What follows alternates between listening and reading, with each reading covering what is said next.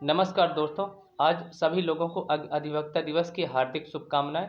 मैं एडवोकेट विनोद सिंह।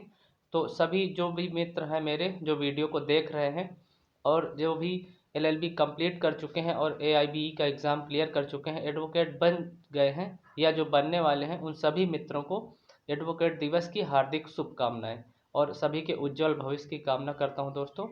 तो चलिए, आज मूल प्रश्न ये है दोस्तों, वीडियो को स्टार्ट करते हैं। कि प्रश्न यह है कि जो एससी एसटी के जो मामले होते हैं, जैसे किसी व्यक्ति के ऊपर रजिस्टर हो जाते हैं, तो उसमें कितने गवाह की ज़रूरत पड़ती है और सवर्ण गवाह की ज़रूरत क्यों पड़ती है, जैसे आपको सुनने में मिलता है। तो आज इस बात में बात करते हैं।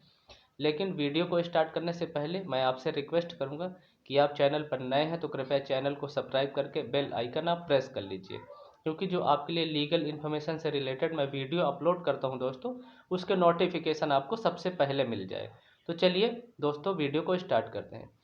दोस्तों, जैसे एससी एसटी एक्ट जो कानून है, 1989 का जो कानून है, जैसे कोई भी व्यक्ति किसी एससी या एसटी वर्ग यानी जो अनुसूचित जाति है या अनुसूचित जनजाति के व्यक्ति के साथ गाली गलौज करता है या जाति सूचक शब्दों का प्रयोग करता है, उसको अपमानित करता है समाज में, तो उस व्यक्ति के ऊपर हरिजन एक्ट जो होता है, यानी एससी एसटी एक्ट का जो मामला होता है वो रजिस्टर हो जाता है।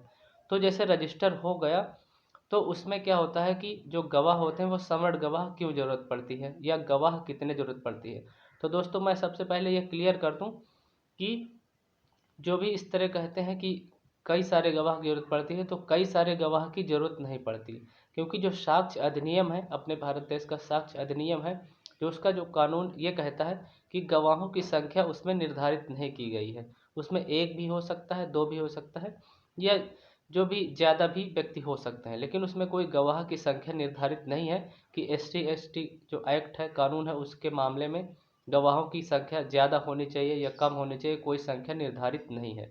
और जैसे एससी एसटी एक्ट का जो मामला लग जाता है दोस्तों, ये मामला कई बार क्या होता है, झूठे मामले में भी लोग फंसा देते हैं। तो झूठे मामले में जो फंसाता है वो अन्य, जैसे कुछ समय बाद खुद ही उल्टा फंस जाता है, क्योंकि जैसे झूठा मामला रजिस्टर करवा दिया गया और वो मामला सही नहीं है, तो उसके बाद झूठे मुकदमे की एफआईआर उस व्यक्ति के ऊपर भी हो जाएगी, क्योंकि अब कानून बदल गया है दोस्तों।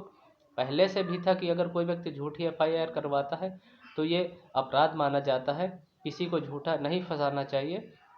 लेकिन अब अगर कोई व्यक्ति ऐसा करता है, किसी एससी एसटी मामले में या किसी अन्य मामले में भी कोई झूठा फंसाता है, तो उसके ऊपर भी कानूनी कार्रवाई की जा सकती है, उसको भी सज़ा दिलाई जा सकती है। तो दोस्तों, बात करते हैं एससी एसटी के मामले में। जैसे एससी एसटी का जो मामला रजिस्टर हो जाता है, तो इसके लिए दोस्तों क्या करना है कि आप ज़मानत ले सकते हैं, और जो रजिस्टर करने की जो पावर दी गई है दोस्तों, ये सीओ लेवल के ऑफिसर को दी गई है। वो विवेचना करवाने के बाद ही एससी एसटी का मामला रजिस्टर करते हैं। लेकिन जो गवाहों की संख्या इसमें है, गवाहों की संख्या कोई निर्धारित नहीं की गई है, लेकिन जैसे सवर्ण गवाह होना चाहिए। लेकिन दोस्तों, कई बार देखने में ये आता है कि जहाँ पर वो एससी एसटी का व्यक्ति रह रहा था या जिस गांव में वो रह रहा था, वहाँ पर ज़रूरी नहीं है कि कोई सवर्ण व्यक्ति मौजूद रहा हो उस समय, घटना के समय। तो इसलिए मेरी नज़र में दोस्तों, ये ज़रूरी नहीं है कि सवर्ण जाति का ही गवाह होना चाहिए। ऐसा तो नहीं है कि जो जो एससी एसटी वर्ग का व्यक्ति है वो वहाँ पर कोई व्यक्ति नहीं है या कहीं रास्ते में अकेले जा रहा है तो उसको सवर्ण जाति का गवाह अपने साथ रखना पड़ेगा। इसमें दोस्तों इस बात को बिल्कुल से नहीं लागू किया जा सकता कि सवर्ण जाति का ही होना चाहिए, क्योंकि दोस्तों ये है कि वो व्यक्ति कहाँ तक अपने साथ लेकर जाएगा। बहुत ऐसे गांव हैं जहाँ पर सिर्फ एससी एसटी रहते हैं या अन्य जातियाँ रहती हैं, तो वहाँ पर कोई जनरल कैटेगरी का या सवर्ण जाति का व्यक्ति मौजूद नहीं है जो गवाही दे सके, तो उसको कैसे गवाही वहाँ पर निर्धारित की जाएगी।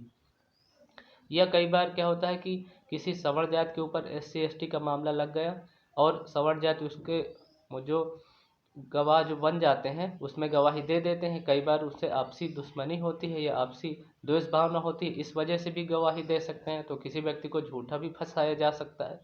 तो इसमें कोई ये बात नहीं है कि ज़रूरी होना चाहिए, क्योंकि इस तरह के वो कहाँ तक गवाही दे दिलवा पाएगा वो व्यक्ति। ज़रूरी नहीं कि उस गांव में सवर्ण व्यक्ति रहता ही हो, तो जो अन्य व्यक्ति हैं उनके द्वारा भी गवाही मान्य की जा सकती है।